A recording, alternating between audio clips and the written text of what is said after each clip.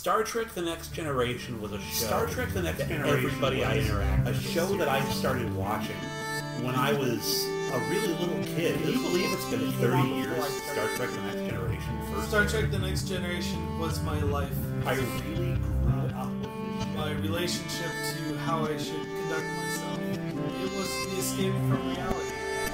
Welcome to Next Generation's First Generation, where Patrick Delmore and Sascha Shouties take a look back into their favorite childhood show, Star Trek: The Next Generation. This is where we attempt to reconcile how we felt as children watching the show and looking back as old farts now in our late 30s, almost 40s. Guests, social commentary, and good old-fashioned shade-throwing on our favorite and least favorite episodes. Here comes Patrick and Sascha. Oh, I almost forgot. This is a watch-along podcast, so make sure to queue up your favorite DVD or Netflix, and we'll give you the countdown of 5, 4, 3, 2, 1 to basically watch along with the episode. Hello and welcome to the 18th episode of Next Generation's First Generation. We have a full house of commentators here tonight. Starting on my left is our production designer, Uncle Jesse. Uncle Jesse. Sorry, Oh. tattoo. He did ride his bike off that building eventually, I think. It's Matt. Yay, Matt! Hello. Next to Matt, sitting between me and Matt, is the co-host of this show, Sascha Shouties. Yeah, I'm in a production sandwich! Moving over to my right, we have the woman behind the man, Gem Shouties. Sometimes in front of. Yeah. I fake it, she's in charge. Hello. And last, but certainly not least, our first... I believe you're a fan of the show, besides being friends with all of us. I can't be the first, possibly. Yeah. No, you're the first person that Actually likes has the said that they show. were a fan. Yeah! Hello, that's everyone. true. Yeah, it's Nigel. Yay! Back for another episode. The representative of Next Generation's Second Generation. Welcome aboard, sir. Thank you. Now, in case we haven't listened, so Next Generation, First Generation, we've skipped this in the last 5 or 6 episodes, but we kind of wanted to bring it back to the listener. The purpose of the show is to watch Next Generation episodes. We give you the countdown of 5, 4, 3, 2, 1, and you queue up your favorite episode, DVD, Netflix, smoke signal, however you have the show recorded, and you get to listen to this wonderful commentary that we provide. And one of the things that we're looking at is we are watching the show through 2 lenses. The first lens is what we remember from childhood and how we process the show then, and how we process it as adults, ranging between in the current room, our mid to late 20s to almost 40s. So we have quite a spectrum of ages here to reflect upon this show. I was born in 1979. This episode came out in February 22nd. Oh, my mistake. This is Home Soil that we're watching. Came out in February 22nd, 1988. Would have put me about 9 years old. For Matt, you were... I don't know. He was You were five. in December 82. He was 5. Okay. I'm January of 82, so I was 6. I was almost 6 because I was in May of 82. And as established in previous episodes, Nigel, you were... I was not here yet. You were I was. the potential of 2 halves. I was indeed. Let's go with that. Wonderful. So let's get this show on the road. We are watching from the DVD this time. So 5, 4, 3, 2, 1, and engage. We're looking at the underside of the planet and the Enterprise. I have to take it off mute. There we go. So have we decided that the good episodes are the ones that include all of the planets? Wait, Is that what you're what? saying? I remember a previous conversation where the good episodes were the ones where the opening screen had all of the planets. Oh, yes. Oh no, that's just how you know it's an earlier season. Oh. Later on, they changed the opening so that you see kind of a nebula instead of a planet. So this is back in early days of subspace communication, where you needed 3 people to posture in front of a view screen and Picard's body language here is real weird. It's very un-Picard feeling. Yeah. Maybe no one's home. Can they hear you? Isn't it impossible just to go through space without having to have an encounter? Like this rubbing his neck thing. That is really weird. Don't people only do that when there's something wrong with them, like an alien bug or some kind of illness? Yeah. Oh. I'm sorry about the delay, but we weren't expecting visitors. We weren't expecting visitors. Please don't trouble me with your hospitality. He's very much the butler did it kind of a guy. Yes, very much so. Because I wanted the money. This guy played the KGB general in a lot of the Bond movies. Oh yeah, that's right. He was in a couple of Bond. He was general. Like 6 or 7 of them. Oh, okay. I've got this in my show notes. He was. Rest. We have some holodeck which you might enjoy. No disrespect. I always get so disoriented when I check my show notes, but yes, he was a general something or other. General Gogol? Yes. Thank you, Nigel. I really must get back to work. I sense deliberate concealment, sir. Did Riker just invite this guy to hang out on the holodeck? Yeah. Sure, why not? I didn't realize that they were so hospitable. This was before. They're terraformers. Oh. They're not from a different planet. This is an operation that the Federation is kind of overseeing. Yeah, it's like when you invite us over to play games. Yeah. Well, All sorts. I'm not on a ship. Well, in outer also, space. too, you have to kind of raise an eyebrow when Riker invites you to the holodeck. Right. It's like, okay, what kind of party is this going to be? Exactly. Should I bring a change of clothes, or am I just good with how I'm dressed? We're going to have to schedule a trip to sickbay afterwards. Director Randall, unless you're There's some one-time used communicator noises we never hear again. Oh, interesting. As you wish. That little chirp that we just heard? Yeah. I swear I've heard that in other episodes. Shift change. Everybody's getting up and leaving.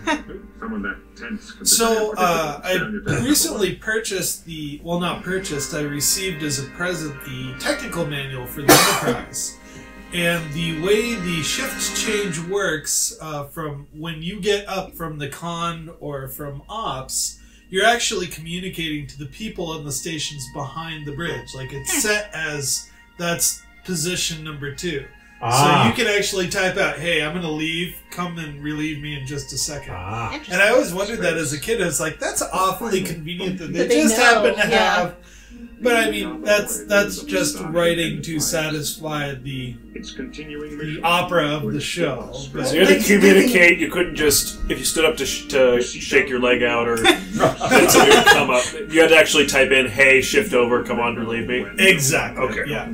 And so ops is actually the operations officer, and con is the navigation, the helm. What is it? And con and ops. Helm. What does con stand for? Control. Oh, control. Yep. And they actually are department heads, so think of them as managers. But in the show, they just kind of seem like the pilot and the co-pilot. Well, you look at this as you're basically looking at first shift. So the captain would be, like the manager is there, and you have second and third. So the primary people, all department heads are on first shift. That's So they're shift supervisors. Yeah, they're just the heads, and then they'll have the relief ones who come in for second and third. Others down the series line will actually show you night shift. Okay. And there's much less people on the bridge, and it's just like Ensign Ricky and one command level person. Honestly, they get a B plot. Honestly, my work's laid out the exact same way. So I'm first line management, and I work with second and third line management. And everybody's on shift at the same time. But we're a 24-hour facility, so even though we all go home, they're the night managers, and it's a skeleton crew. Yeah, and you have a protocol for if something big happens, you call so and so. Exactly. And next thing you know, they're paging me in my quarters saying, "Come to the bridge." Yeah. So I just wanted to. Usually during the opening credits, I kind of give some information on the show. I apologize. So this is Season 1, Episode 18, directed by Corey Allen.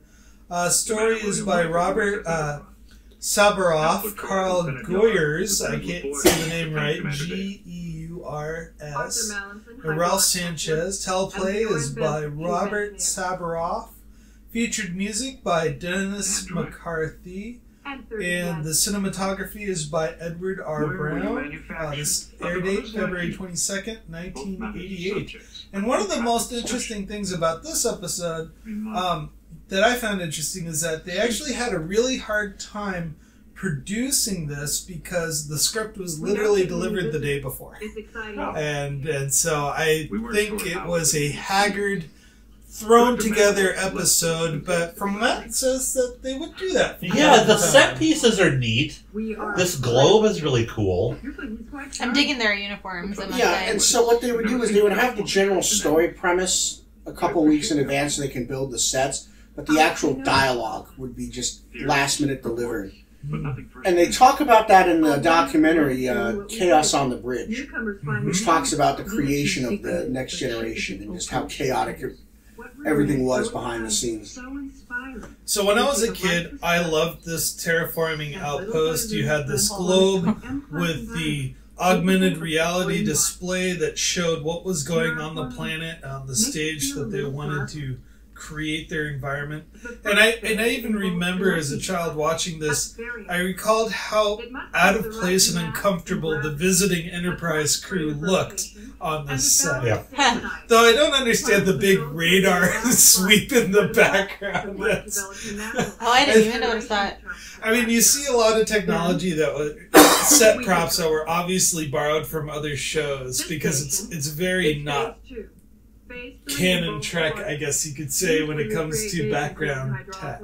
It's like Tom left the props department door open again, and those Star Trek guys just took everything. Everybody go to Warehouse 24, clear out what you can find. Hey, should we bring this model from Airwolf? Yeah, sure, let's do it. So this globe, though, I really like this globe that they had because when this episode aired, I lived in Columbus, Ohio, and they had this museum there called COSI, Columbus, Ohio Museum of Science and Industry, and they had stuff just like this there. They had the models of the planets and the different atmospheres, and so this was one of my first times. So remember as a kid when you had a fantasy in your mind that you could walk through an environment and it's like, okay, I'm on the set of the show, I'm reliving this episode in the Science and Industry Museum. I mean, it was very That is cool. Vivid. I just, my imagination was This wild. guy back here is such a gomer. Oh, the one sitting down Yeah, there? the blonde dude. Yeah. Well, he's the drummer. He just kind of hangs out. Must be casual Friday. Everybody has their shirts unbuttoned. Wait, yes? Look at that. They're off duty. I like it. Unless Mallinson here gets the hydraulic through. There was a sale on leisure suits on another world. They didn't think we'd be foolish enough to buy them. I bought 20 and distributed them evenly among these people. Say I look stupid? Well, that's what the belt's for. Ties the whole ensemble together, if you will. And those do look like cummerbunds, don't they? Yeah, like leather cummerbunds. You're right. Very impressive. I still can't get over these little pinstripes on their shoulders in the uniforms. They did do a uniform change, didn't they? Back in the 80s, pinstripes were all the rage. Require extreme precision from the probe control. So, we're kind of getting away from the show. The plot, they've beamed down to check out this terraforming station. They've identified a key point in the plot, which is a layer of water in between two layers of soil that they're working on eliminating. They're looking to eliminate water? Yes, it's salt water that's getting in the way of their work. And that will become a motivation device in the plot. Oh, we're about to get the cold read from Troy. She's feeling the feels. She's got that surprise diarrhea look. Oh, our generic explosion noises from season 1. Data should be able to rip that door. Well, I mean, I guess he doesn't know what's going on the other side, but he could have opened it faster. I don't that even guy see could've been Data. able to. Where is? He Oh, had there his it hands is. on the door, and then he backed away to let the main dude mess with it. Oh, smoking ruins. There goes his career. It's like a protractor. What's the point of that thing? Killing British secret agents? Yeah. Yeah, they forgot. Mr. Riker, I expect you to die. They didn't strap him to the table first. That was a big mistake.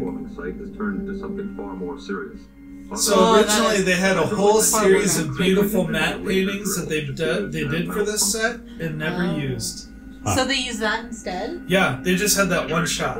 Huh. Because production was literally the day before between getting everything ready and filming, they actually had the paintings ready to go, but they couldn't use them for this episode. I wonder if they ever use those paintings for anything else. Oh, I'm sure. Yeah. I'm sure they do. Because they reuse a lot of those matte paintings. And they're beautiful matte paintings. They've actually won a lot of awards in the series. I'm glad you like my painting. Matte paintings. Oh, I get it. You're talking about the thing with your nails. 5 seconds later. I guarantee you this never happened to me. Nigel paintings. So they're beaming him to the Enterprise. Everyone's looking a little sad. That's quite a look, Riker. We should be working. That's great lipstick, by the way. Look at that. I like how her jumpsuit's 3 times the size it should be. Well, she's the It's tiniest like she out of borrowed all of somebody them. else's clothing for the And day. he bought So- them all, he bought them all on that Leisure Suit planet. So I have a really hard time with jumpsuits because the only reason at my job we issue jumpsuits is because a person has a problem going to the bathroom and doing bad things with their waist. So we put them in a jumpsuit to prevent that. I work in a mental health institution, folks. Sorry about that. We used to wear jumpsuits in the winter because they were warm. We Man. just zip them up over our clothes. I mean, they were thermalized, and they had a lot of pockets and stuff. And But aren't the Right. Starfleet uniforms technically jumpsuits? We never see a shirt portion and a pants Yeah. portion. Oh, there are. There are 3 different types. Yeah. There's the jumpsuit. There's the tunic, which we don't really see, and then there's the 2-piece. So Picard always wears the 2-piece because you notice when he stands up, he stands up and he always tucks down the shirt. Like Oh, yeah, that I've seen. that's her traditional move. I wish to reactivate Uh-oh, they're staging the data. One thing that's really unique about this this episode, the camera work has a lot of extreme close-ups. If you notice, they just did a close-up of Geordi back of the neck. drilling program. anybody else wonder why they have a giant laser in the controls, makes you have your back to it? Yep. It's like, no, it's not like I get to see what I'm doing with it or anything. Yeah, so we get another Data's Superman moment. there. Yeah. Laser-like reflexes to beat the laser. Now again, this really reinforced to the little kids that yes, Data is Superman. He can outrun a beam of light, which is actually pretty amazing. Well, at this time, it's like I can say that now. When I was 6, the main thing about Superman is he could fly. Okay. Data can't really do it until Star Trek knows it. You're telling me that Data can fly? Yeah. He- Wait a he- couple years. He got ejected from an environment and flew from one ship to another, I guess you could say. Space, the vacuum Yeah. of space. Okay. It floats more. Okay. Or in Star Trek Discovery, you know how the Burnham Yeah. What happened? Did you got Same out thing. of the thing and Yeah. the Same the exact thing same and Okay. But the firing program was Only not dynamic. as ridiculous. So it wasn't of his own volition. Like, it wasn't his superpowers that made him It fly. adjusted to my tactics. So Data is suggesting something very important The here. fixed program That would not have done that. the firing program, the scheduled firing procedure of this That is laser exactly how it appeared. was There was a adapting mind and changing working to his against me, movements. working So to he is dissuade suggesting it. there is an intelligence at work. Now, My couldn't years' work. Mike Tyson's Punch Out anticipate your movements at this point? I'm just. Was that before or after this? That was before this. Right. So, if you're being serious, no. What it does is it learns your basic combo moves, and so it detects patterns. So if Data had never interacted with it, Mike Tyson's thing, then no, it would off the bat. Hey, that fish tank's looking a little empty. Yeah. Overstepping your authority, Picard. You have no right to interfere. Mr. Mandel, an attack on one of my crew gives me the right. I have a schedule to meet. Your schedule is on hold until I have a Everybody go. explanation. Back it up. Back it up. Really, this is a smackdown of the balding British guys. Yeah. So there you are. They're just gonna argue about how to pronounce schedule. Schedule. Yeah, he says schedule. I say Go on with schedule. your report. But one's French. Schedule. So Picard is the most famous French-British guy we have. The other guy's the most famous British-Russian person we've ever had. Yes. There you go. Yeah, there we go. From what I saw, I believe it was programmed to destroy Jordy's from any Canada. person moving in that room, sir. No, he's not. Speculation. Certainty. That would have required the talents of a master programmer. But it was done. And so, the question becomes not who, since clearly it was one of the 3 remaining terraformers. The question becomes why. What are they hiding? Yeah, you called it. This is Wait, are they back on the their Butler ship? did it episode. Yeah. Could be desperate enough But we don't know who the to Butler is. kill. Are they back on their ship? Yes. Yeah, they're on. Oh yeah, they're so in the it is an captain's empty. room. It is an empty fish tank. Not yet. Yeah, Livingston was taking a break. Mallinson, I couldn't save him. The injuries were too severe, the damage too extensive. the entire Valera 3 facility has been powered down. We just completed a remote power feed to the life support system. Good. Data. I want you and Yeah, Jordan they're to still attend. working on that background What are lighting. we to look for, sir? Evidence of We're temporary watching negligence. the standard definition, Whatever. folks, and it hurts. Sascha, Just a bit. I mean, Data's looking a little green in some places. Psych profiles, training, everything. I'm looking for motive, intent, the psychological capacity to commit one murder. You're still hearing a lot of echoing on the bridge. But boy, they really upped their Windex budget. I'm seeing a lot of glare off of the control panel. It's like an early J.J. Abrams. Okay, they're back on the planet in the control room where the murder occurred. They're looking at the destroyed laser that... That's one thing that they don't really get into on the bridge is that, you know, a touchscreen system is fine until the touchscreens don't work anymore. I mean, you'd have to have manual equivalents of everything right there. I feel like that's a modern problem too. Yeah. You know, everything's touchscreen now. Well- what do I do when the touchscreens don't work? In the technical manual, it says that it's a combination of a tactile interface and soft touch software. So the idea is that the surface could provide texture to have that manual feel, if necessary. And it was demonstrated in Voyager when Tuvok was blind. But that's 20 years in the future! Well, no, 15. Yeah, not even that many, maybe 10. 10? Yeah. So this is another close-up of Geordi. I like the flashing light at the end of the tunnel here. Speculation. Could it be alive? So you were No! Blow it up! What's that, Jeff? So you were saying that the Data and Geordi relationship was your favorite Yes. among all of them. I mean, So you really get to it's see that Ernie and here. Bert. all It is the, Bert and Ernie. all the characters had a shtick with each other. So like, Worf and Riker had a dynamic. Okay. Picard and Guinan. Picard and Dr. Crusher. Tasha and Data. Wesley and everybody. I mean, I would say Yeah. Quark and Odo are more Ernie and Bert than Yeah. what's his name? Is Quark and Odo, is that from Next Deep Space Generation? Nine. Deep Okay, Space I was Nine. going to say. Because you have to have a level of where one of the people is really, really annoyed with the other one, and that isn't Yeah. credited Yeah. in the But- David-Jordy relationship. but Data and Geordi, they're friends. And like Yeah. their acting shows that. Yeah. And that's why I think that they're really accomplished actors in that way. The tone of voice, the body language, it's very nice. Is the sample organic? Negative carbon, negative known life components. Substance inorganic. Mm-hmm. Recheck analysis, please.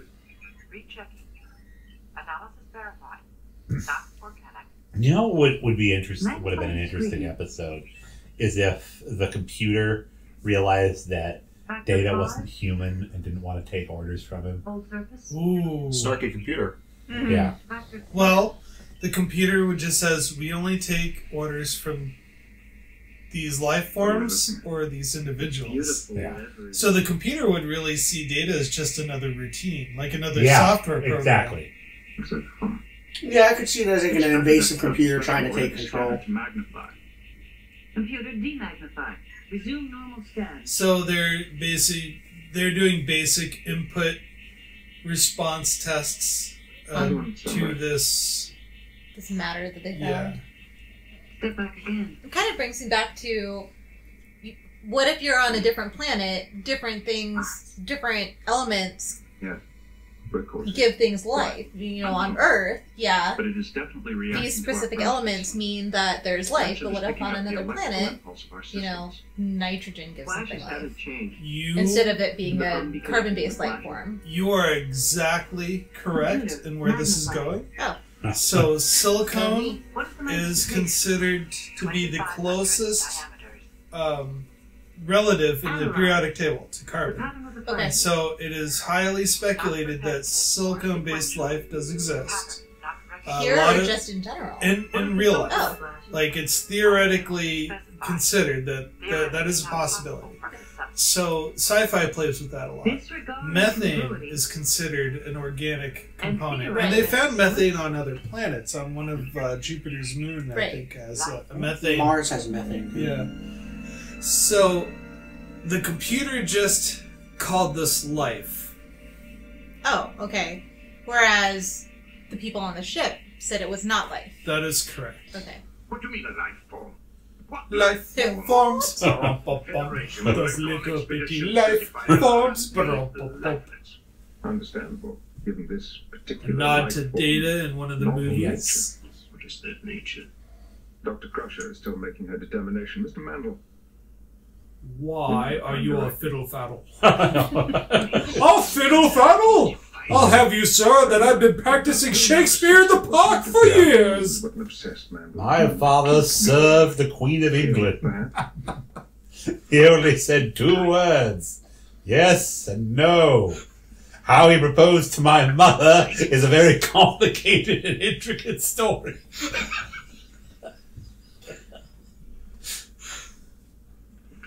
Captain, that's a really good I am not amused face. Yeah, it is. It was useful. I felt 2 levels. He did know about the life form. So, but the idea of murder seemed to shock him. I like Whether Troy it in was this an episode idea or just being accused of because she's being a speculative witness. Mandel holds advanced degrees in computer science. I didn't like Troy until much later on in the series when she actually became more Starfleet. Yeah, when she got into her uniform, and she's great in the movies too. Yeah, when she actually. But yeah, for right now, it's one of those. Why is Troy here, and why are Dr. Crusher and Tasha not given more to do rather than having her be there? Yeah, she serves no purpose on a military starship. Really. I mean, on the bridge of one right now. In rewatching this season, I've really grown to like Tasha quite a bit. Yeah, I do miss the character. And I think it's fantastic how they're able to reuse her as the actress. Yeah. Later on in the series. We'll get to that when we get to that. Well, they did. It's not locked.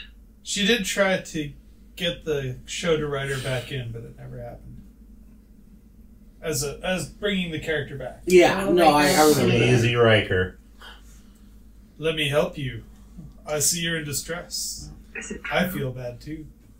Let's talk about this. My middle name is No Boundaries. Yeah, he's the guy who picks up people at funerals. Yeah. Oh. I think so, yes. What's it like? I'm really curious to know what the intro to this episode is going to be like, because this is when I watch these, sometimes I'm drawing a blank, like, oh, it's moving so slowly. But I like. I'll give you a hint where you should mess with the intro. All right. Hasn't happened yet. This actress seems really familiar. Do we know her from somewhere? I don't know. Look her up. I'm going to, because she is tickling my brain. I can't place it. She's tickling Michael's brain too. Hey, guys can think with one but not the other. So not in 1988 they couldn't. You can't have one without the other. What's the I could arrange for you to see it if you'd like. Ew! Out of context. That's what I'm going to put Wow. the freaking intro right there. Well, it's great because the audience has the benefit of hearing the intro before I've even created it. This is really strange. Peek behind the curtain. Okay, so this is Elizabeth Lindsay is the name of the Dr. actress. Crusher, I think you better come to the medical lab. We're looking at what you're looking at. Yeah. Are you kidding me? I'm good here, thanks. She's an American cultural anthropologist and filmmaker. Huh. Wow. Born in Hawaii. A definite shift in the energy pattern. Without external influence. Ahama's gone too. Why? Unknown, sir. She became the first Polynesian explorer and female fellow in the history of the National Geographic Society. Unknown at this time. Cool. And she started her career being Riker's love interest. Well, yeah, that's okay. The list of Can people you that started imagine their careers out there. Yeah. Then it's like there are all these people that don't watch TV but read scientific journals, and it's like, let's all go to Steve's house and see Elizabeth Lindsay on new Star Trek. It's Elizabeth Lindsay. And in 1978, she was Miss Hawaii. Okay. Yeah. And United 10 Nations years later, ambassadors she- on behalf of environmental refugees faced with realities of climate crisis. Wow. Wow. That's impressive. She was also portrayed as young woman in Magnum P.I. Well, he did live in Hawaii. Yeah, that's Yeah. true. It is alive. Watch, she's like, out of all my accomplishments, my biggest one was being uncredited on Magnum And PI. she was also in China After Beach. the quarantine failed, Wow. Forgot about that show. I was just saying. That was a popular show with moms and dads when this was on. And she won Woman of the Year in 2004, by the way. Hey, that's Wow. cool. Very cool. So I'm going to say Star Trek has a knack of bringing in the most interesting people as one-time guests. And then they go on to do something. Oh, we've had astronauts on this show. Yeah. Really? Yeah. What's wrong with the translator, sir? So the life form is kind of going a little wonky in the lab, so they've decided to evacuate. Oh, Wesley. there's a really, really stupid line coming up here. Oh, okay. We have confirmed that Data's discovery is life. But more than that, is intelligent life. I don't get it. What? Riker's looking really confused. Like, roofied girl intelligent life? Oh, that's How? What's a level of functioning here? Line crossed. The inorganic life form. So, in case we miss it, in order to deal with this, Riker says that he sent all of the non-essential personnel to the furthest reaches of the ship. Wait, what? Yeah. I missed that. Why? He's gonna, because they're worried about what this life form's gonna do. Okay. Think about this: the furthest reaches of the ship. Okay, all the edges. Now, wouldn't you think that if ship blew up, you'd want to be close to the center? Well, the warp medical core is. bay, the sick bay is right in the middle of the ship, isn't it?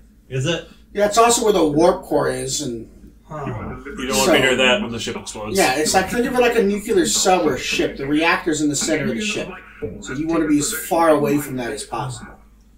I think, yeah. Okay, so ethics question to the panel. Your life's work. A puppy is in the way of your life's work. No, that's not fair. If you have to remove, with air quotes, that puppy, would you do it? I would Oh, Matt would remove the puppy.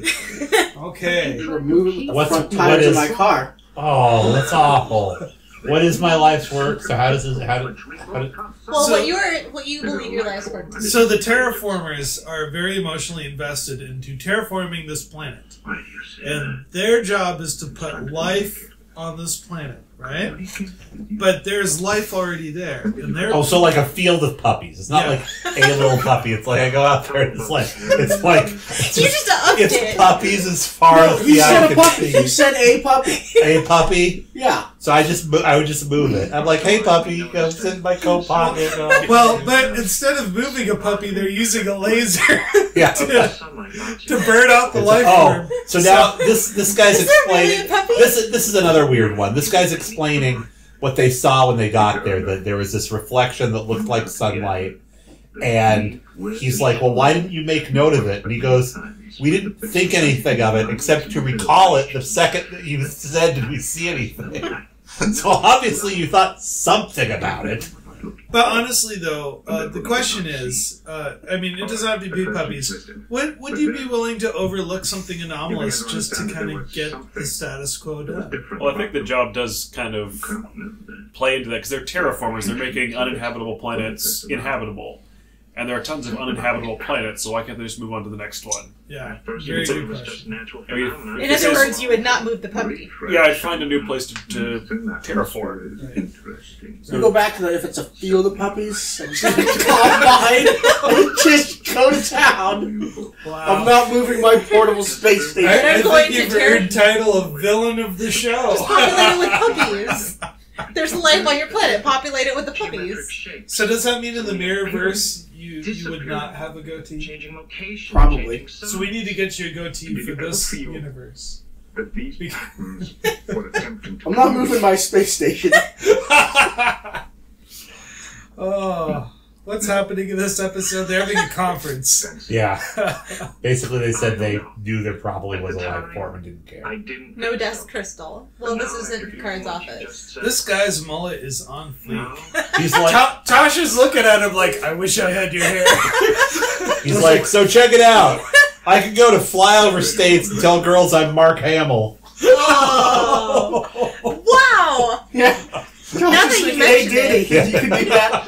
We have $6 Absolutely none. Seriously, he'd pull a good Mark Hamill. Yeah, no, baby. I don't think Carrie Fisher's prettier than you. Please show me spectral analysis magnification 12K. Silicon, germanium, Transistor material. gallium arsenide. When I was a child watching this, cadmium silicon, I was disappointed at the drawing of these life cells. water, fluoride, Or these like little salty sand dollar thingies. Oh. Well, they come from salt water, right? Yeah, but the way it's drawn on the display is just. I wasn't asking you. Wow! Dwarf. He's back talk to the computer. Who is that? Yeah. Don't make me bite you. Is that another engineer? No, she's an ensign. No, I forgot. We don't have. Oh, I forgot about that. Yeah, the super old ensign. Yeah. Technically, we've got Argyle and the crew down there. I like to think that her backstory is that she was like a doctor at Arkham Asylum and screwed up. And they were like, well, you could be an ensign on the Enterprise. None of Batman's villains could get you there. Yeah, that or she's the one officer that said no to Riker. I'm gonna knock you back down to ensign so Whoa, fast. whoa! This isn't the Harvey Weinstein universe here, folks. You should. We're past that. Wow.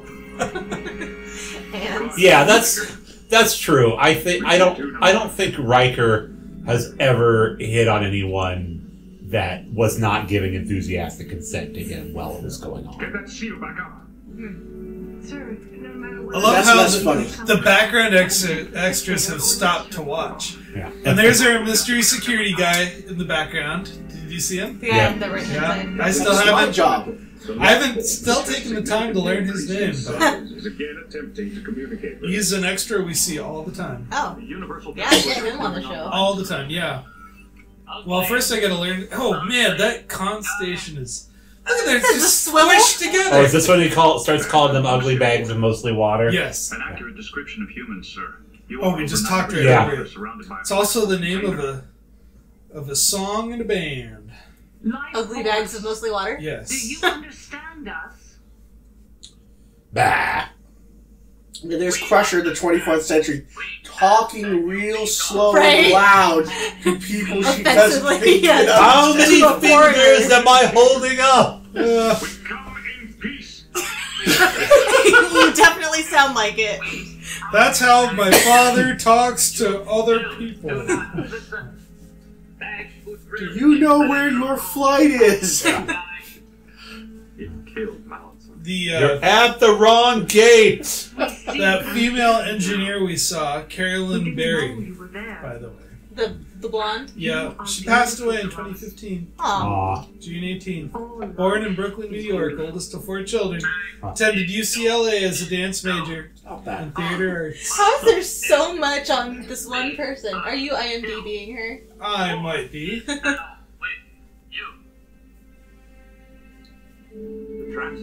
So, I've often wondered when I watched this episode, is this how the crystalline entity got started?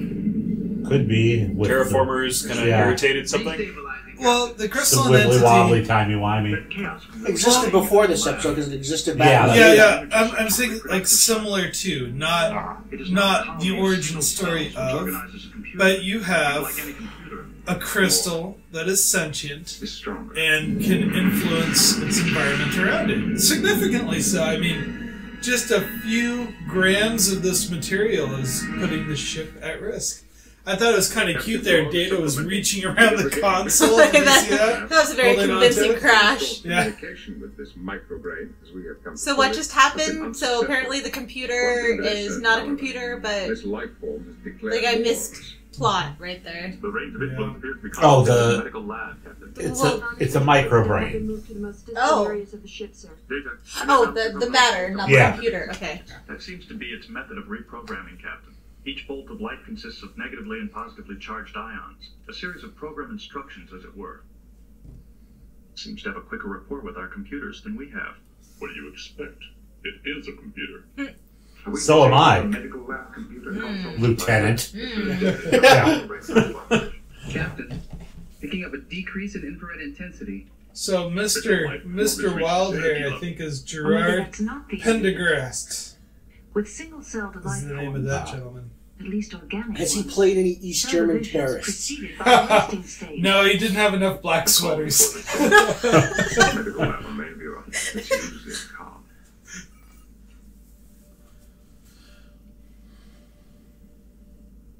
It does seem dormant, Captain. Sascha. Set coordinates to beam it back where it came from. Coordinates set. Oh, they're playing the happy music. Yeah. This is happy music? Yeah. This is the plot. 24th century happy music. But it's not working. It was a fake. Transporter power being redirected, sir. We are unable to affect it. Well, son of a bitch. I'm smarter than you. Nah. Life form, intelligent or not. The safety of this ship and everyone aboard is my primary Mr. Data, I want you to go in there, pick it up with your hand. Go to an airlock. You're a computer. Throw it like a baseball. It's gonna pull a Mr. Spock from Wrath of Khan. Environmental systems fail to respond to... And actually, for our amusement, put on magnetic boots, run around the outside of the ship, and come in the other airlock. It would be amusing for the children on board. That would only work if we had Benny Hill music. Yeah. It's this little flashing light chasing him all over the. But it's not that. It's the sprite from Legend of Zelda. Yeah. What's the name of that sprite? I don't know. Navi. I was thinking of the creature from Legend. Oh, yeah. Which was literally just a light bulb on a string. Perhaps somehow that saline water sustained them. It connected them. I don't understand. The microbrains may be like our own brain cells. Individually, a cell has life, but not intelligence. Yet when interconnected, their combined intelligence is formidable. The saline fluid is their circuitry. Aha. And to prevent its loss, they killed Malans. Oh, we're tying into Act 1 now. Yeah. The burning off of the saline on the planet, yeah. We would have destroyed them all. Now they get it. Enough for anyone to go to war. She's got an epic lip tremble there. You better get in here. Oh, is it getting bigger? Just getting brighter. Oh. Yeah, it got bigger.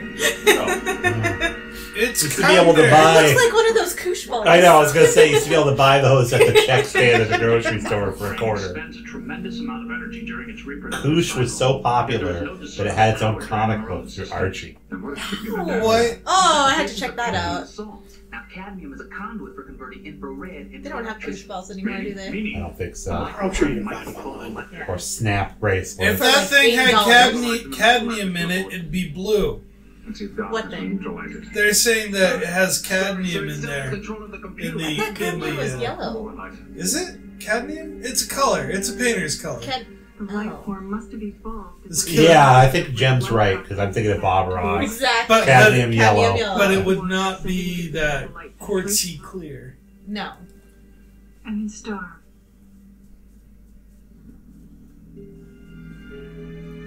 Riker's doing some man on the scene observations. Gotta delete my browser history. Doing the lab lights? Now. It's not time for Netscape yet. No. That's a couple years out. Oh, Netscape. Yeah. What's Netscape? Oh, that's Thank how you, you get Nigel. old right there. it's one of the first browsers. Oh, okay. That's why I'm here, folks. Yeah. It's AOL. Yeah. Pre-AOL. We have no wish to kill you. We never have. But my feet on the dimmer switch. That's like you had to I put. do wish to kill your You had to little put every computer, word that you typed in quotations with a comma between it, and for it to search for anything. You had to learn what Boolean queries were. That's a lot of fun. They didn't have heuristics back then. Agreed. We will send you home to your wet sand. That sounds like an insult. Wait, that's Your before or wet sand. after You have dry sand here. Riker made arrangements to show it. Oh well. I like how they had to send Riker down there to dim the lights. We mean you know how. He has the most practice. I mean, honestly, but it's like now we can control everything else from the bridge, but we can't lower the lights in the room. Riker, we know you scout the ship for the perfect mood lighting. Get down there and make it happen. Allow me. Primitive. Come back 3 centuries. Perhaps then we trust.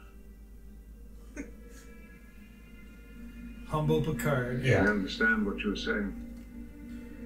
The drummer guy in the back's like, can I beam down and get my Pog collection? Yeah. Sir, put it on my calendar. 3 centuries from today. I left it in my quarters and I don't want to I influence. left my Pog, left a lot of relics from the 80s, a bunch of Rick Springfield albums, sports. Here's my like bubble Huey tape. Lewis in the News.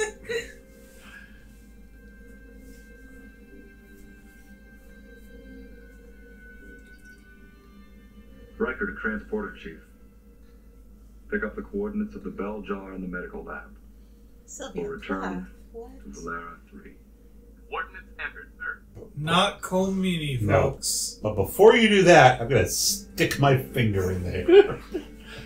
It tickles. Riker to bridge. Oh, God, it's straining of color. Captain, I think I killed it. Probably the oils in my hand. back to the planet. Well, I feel like a I heel. wish we were able to learn more about them, sir. In time, Mr. Data. And we are better prepared. Now, it would be fascinating from Data's point of view is that Data, for all conceivable means, is immortal. Like, he knows that he could live... He might be around in 300 years to meet this species again. Yeah. Coordinate sensor. I think Data will become... I mean, one of the big problems with this show is that they didn't anticipate the singularity at all. Well, I guess the Borg is kind of the singularity, but they messed that up when they introduced the Borg Queen. But Data would just go and be part of Data, like Odo, would just go and be part of the singularity. I think he would reach a point where he... And it might be a couple hundred years where he figures out that he knows everything about bipedal Wait a minute. It just... What? How did this end? Yeah, they sent him back and said, come back in 300 years. Okay. Yeah, so let's do a Carl put a recap. sticky note on his desk. And Put it put a pin in it. He put a timer on his iPhone for 300 Like years. they didn't do anything with the little computer brain thing. They did. They sent it back, Oh. and the computer brain said, if you come back in 300 years, we can talk a little. Oh, I missed that. So the point of this episode was that terraformers were trying to do their jobs, take a lifeless planet, turn it into something we all can use. Right. Stuff goes wrong, people die, they don't know why, but then they learn that this little glowing piece of sand is a life form. The water. Yeah. The salt water. Yeah, the salt water is alive, and it contains these crystals that are sentient. And the crystals grew at an enormous rate on the ship that they became complex enough to talk to the crew and say, hey, you're killing us, we hate you. And they had a mini war of the ship rocking and the lights dimming, and then they finally found a way to communicate. Actually, what they did was they turned down the lights on the lab to kill it, and then the creature reached out and said, don't kill us, we'll surrender. And then they had the dialogue of, we didn't mean to hurt you, but we're hurting you, we're sorry, we'll send you back. When can we talk? And the sand crystal thingy said, in about 300 years. Maybe then you're good enough to talk to us. I missed all of that. Yeah. So the question is, this crew accidentally was hurting a life form and corrected their actions. So my question to you as the panel is, would you keep going if you knew you were causing harm? Technically, you're not supposed to because of the Prime Directive. Right. It kind of interferes with this if we're terraforming on a planet that's already inhabited. So you would follow the Prime Directive on this. Jeb? Well, I wouldn't. If you're causing more harm, who does it help? You know, if you just said if you realized you were causing more harm, would you keep going? Well, the answer should be no if you've got morals. You guys clearly missed the part in the show where the guy said they had a schedule to keep. Yeah, exactly. So, morals do harm. Schedule. Or keep to your schedule. Schedule. Exactly. So, do no harm. Yeah. I kind of with... I'm going to sound like a tyrant. I'm just going to say, keep on keeping on. You're going to keep the schedule? Yeah. Wow. I would just move them and say, okay, we're going to find you guys another ball of whatever to live on. This is our planet. We're going to put a base here to protect ourselves from the Romulans or just open up a bar for Quark. I don't know. So I think about this like when colonizing Mars or going to the moon. So you're going to just keep wanting to colonize Mars even though there's people dying. Well, do we want to leave the environment that we found pristine, or do we want to transplant what we have here over there? That's the question. And I figure there's lots of real estate. Go for it. I'd want to leave it as is. You'd want to leave it as is. I don't think there's any right or wrong. Obviously, when things are dying, you should stop whatever you're doing. Right. That's the extreme. Well, but when you say that the planet is dying, if you completely take it over and make it into the planet it was not originally. Yeah, true. The planet of what it was. So red Mars would be dead because we turned it into green Mars. Exactly. I'm okay with that. Ah. Yeah. Because wow. I want to go to Mars and I want to walk around and I want to play soccer and I want to breathe the air. You can do that on Earth. Yeah, but it's so Mars. So why go to Mars? Because we're running out of room on Earth. Yeah. We've already screwed up this planet. Let's find another one and move on. Yeah. So, okay, hear about this, Jim. What if you were to take the planet, reformat it, and then basically use it as a giant preserve for animals that are getting extinct on other planets? I still think that's wrong, because you're using the planet for not what it was intended for. Well, you got to balance, Can I repopulate and rebuild 5,000 species and have to wipe out one, or do I let all these other species die out and keep this little glowing light on an entire planet? Well, it doesn't really become a question if you can it's acknowledged that there are hundreds and hundreds of uninhabitable planets that we can terraform. Right. Yeah. Like, what's so special about this? They've mentioned in it that it has to meet certain specifications. It can't just be we took Saturn and terraformed it. But it's got to be something that if there were a condition that was different, it could have become like Earth. Mm-hmm. It has the right mantle, the right core, the ability to house the right gases, the right percentage of land and water could exist on there. Gravity has to be similar. Already I'm thinking of Wrath of Khan when they laid out the Genesis Exactly. device. That's exactly where they did it. Is they said we can't just take, and that's a different thing because they're using genetic things. This is something, terraforming technology now exists. We have the ability to terraform things. We do it now. It's been around for decades. Huh. We just don't have the ability to do it on Mars because we have to get to Mars. Oh, she had no idea. Yeah. It's the idea that the plan for colonizing Mars is Mars is so similar to Earth, the gravity is right and everything. We just have to basically supplant water on there. It'll take generations to do it. Once there's water on there, you can support vegetation. Vegetation then starts to change the atmosphere. Oh, okay. Around there. I mean, we can do it. Vegas has been terraformed. Yeah. Vegas has so many pools now there that the atmosphere around there, the humidity level has dramatically changed. Huh. Because of so much standing water over the city of Las Vegas that they use there. If you look at it, so it's things like that. It takes decades, if not longer, at our current thing. But in the future, they can take a laser and do that kind of stuff, or it's conceivable. Yeah, we have the ability now to terraform. You can't do it on the moon because gravity. There's not enough gravity to hold things down and centerize it. It also doesn't have a core that'll support it. Okay. So can I? Oh, go ahead. Can I just say, to compare this episode with the last episode, The last episode was When the Bow Breaks. Right. Okay. This one was very like ship and stuff and space centric, Uh-huh. and so I didn't like it as much. I'd probably give it like a 3 or a 4 because there was no character development. I've got to give you the measurement scale. So okay. So you're giving a 3 or a 4. So the scale is how many Riker dimmer switches? Are you taking a cue from Gilmore Guys here? I think so. Okay. I don't know, but because Gilmore Guys, they rated things based on the episode, something in the episode. Well, I had no idea. By the way, the Gilmore Guys is a wonderful podcast, which I recommend everybody to check out. But Riker dimmer switches, you give it 4 or 5 out of a what? No, out of 3 a 10? 3 or 4 out of a 10. So does that mean that I think that this is a very light episode because Riker didn't dim it? Oh! Well done. Well done. Well played. Well, yeah, it's up to you. It's you're judging Yeah, it. So. I didn't think it was a very good episode. Okay, Nigel. I gave it 2. It didn't capture my attention as much, but good suspense, good bit of mystery. The butler really did do it, so Yes, that's right. And they gave out the clue in the opening minutes of the show. So so story wise, if you like the plot of Star Trek, I'd give it a higher rating, but not a ton of characters, so 2 dimmer switches. Okay. Yeah, I'm at about a 2 as well. It's setting it up for things to come. It's playing with things.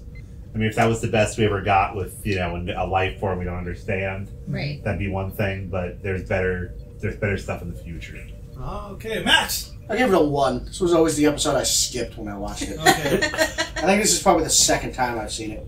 I liked the episode because it was so un-Star Trek The Next Generation. I would give it a 4 or 5 as this is one of the fun ones to watch if you're going back to the season 1 memory lane. I liked the weird camera work. I liked the motivation of the terraformers were just so into their jobs they didn't realize that they were mass murdering a sentient life.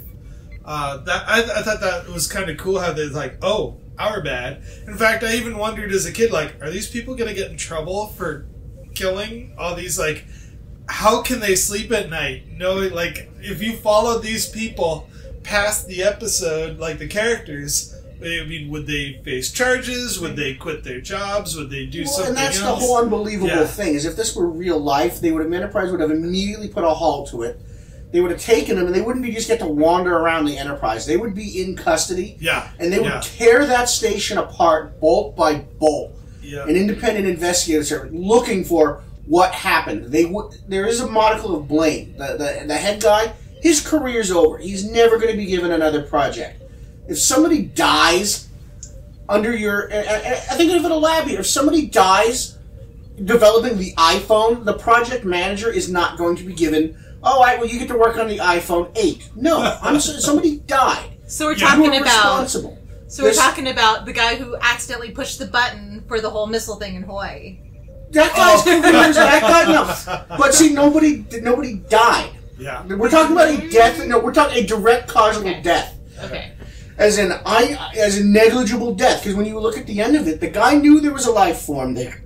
Okay, so he's obviously killing it. So that it's like construction developers who go out there and decide, you know what, we're just going to kill off the owls in this forest because I want to build a house. I know it's there, and I'm just going to kill it and plow the thing over.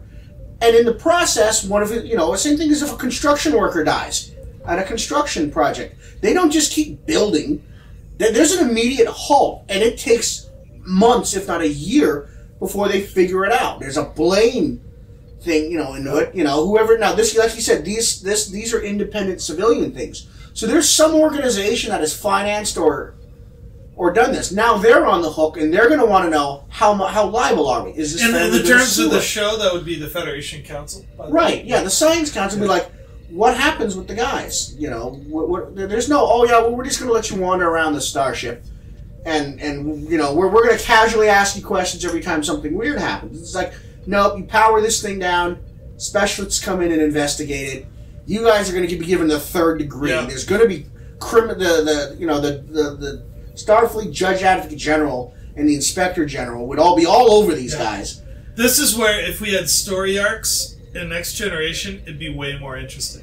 So to wrap up my score of this, it touches to the original series. Like, you could see this as a Kirk, Spock, and absolutely. Okay. Yeah, it was just like, it didn't have to be the Next Gen crew. It was a good sci-fi plot. Okay. So that's why I'm going to give it a good rank of about 6 or 7 Riker switches, because the plot, it's a solid sci-fi plot. And I think that's exactly why I don't like it, because I don't like the sci-fi stuff. Okay. So. I didn't think it was a good sci-fi plot. I don't think they handled the idea around it was fine, but they didn't handle it very well. Yeah. It seems like they accidentally did and discovered everything in it. There was no, well, let's do it. And if they'd actually communicated more with it and actually done it, no, it was just one of those, well, we accidentally found out if I turn the lights off, I could, mess with it. Yeah. We accidentally did this. Oh, it doesn't like us. We're going to negotiate with it more. Well, that's why I judged the rating on plot and not on script. The script is clumsy. Well, even the plot. Well, like you said, it's a cookie-cutter sci-fi plot. I've seen it too much. Well, we've got to put a bow on this. I wanted to thank everybody for contributing to listening. We look forward to seeing you at our next episode. Please make sure to catch us on iTunes, Libsyn, Facebook, and Google Play, and YouTube. And smoke signals. Are you guys still emailable? Emailable. So our email address is Next Generation's First Generation Pod. No. No. Oh. Next Gen. First Gen Pod. Next Gen First Gen Pod. Let's say it one more time. Next Gen First Gen Pod. And if you like what you're listening to. If you disagree with us, if you're like, why didn't you say this about it? Write in, we'll read it and address it on the air when we get it. All right, and you guys have a wonderful day. Why am I interviewing you guys? So you're the guest. So Sascha, what's Star Trek? Hi, Next Generation? I'm the guest. So Sascha, what is Star Trek Next Generation? We're only in the first season right now, so there's a lot that's coming down the line. Seek us out at Next Generation's First Generation at iTunes, Google Play, and YouTube. Music credits include Electric Car by Poddington Bear. Music heard in this podcast can be found at freemusicarchive.org. Audio engineering by Sascha Shouties. Chief Meme Maker and episode cover credit goes to Matthew Kirshner. Logo and graphic art design credit goes to David Clawwitter. And special special thanks to Patrick Delmore for working with other podcasts to make sure the good word gets out. Do you have a podcast that you think people should be listening to? Send us your promos and we'll play them on the show. If you'd like to email the show, you can email us at nextgenfirstgenpod@gmail.com. I've been Patrick Delmore. And this is Sascha Schaudies. Thank you very much for listening, and have a